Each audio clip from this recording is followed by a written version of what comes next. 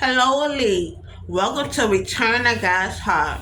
I'm reading out of the Ethiopian Bible, Book 2, that's not in the King James Version, which is the Book of Jubilees or the Little Genesis. Chapter 3, verses 15 through 26. And it goes as follows. And in the first week of the first eating of for 7 years, tilling and keeping it. Tilling is preparing the land for growing crops. And we give him work and we instructed him to do everything that is suitable for tillage. And he tilled the garden and was naked and knew it not and was not ashamed. And he protected the garden from the birds and beasts and cattle, and gathered its fruit and ate and put aside the residue for himself and for his wife, and put aside that which was being kept. After the completion of the 7 years which he had completed there, 7 years exactly, and in the second month, on the 17th day of the month, the serpent came and approached the woman. And the serpent said to the woman, Hath God commanded you, saying, Ye shall not eat of every tree of the garden?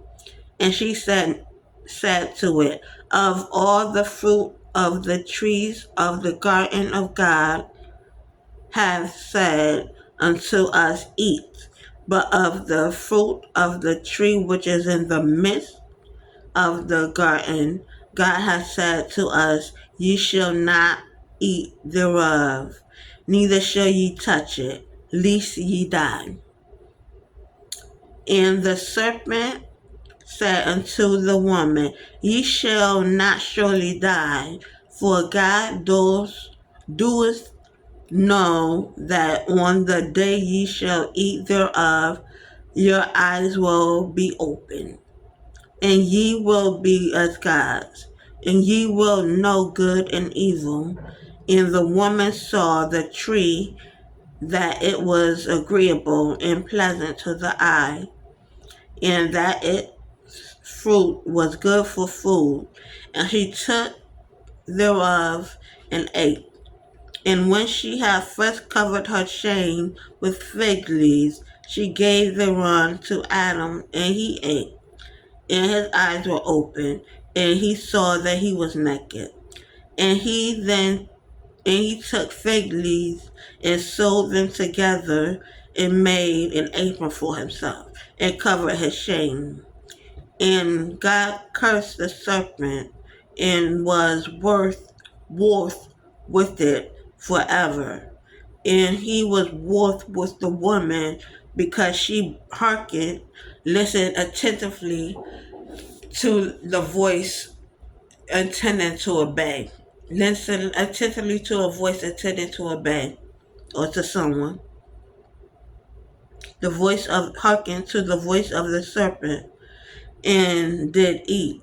And he said unto her, I will greatly multiply thy sorrows and thy pain and sorrow. Thou shalt bring forth children, and thy return shall be unto thy husband, and he will rule over thee.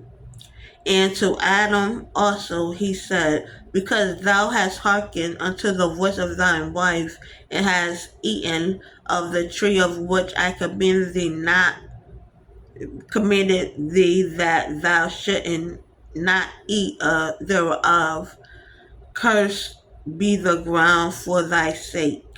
Thorns and tassels shall bring forth to thee, and thou shalt eat thy bread in the sweat of thy face, till thou return to the earth from which thou was taken. For earth thou art, and unto earth thou return. And he made for them coats of skin, and clothed them and sent them forth from the Garden of Eden. That is the end of that reading. Thank you for listening. Bye.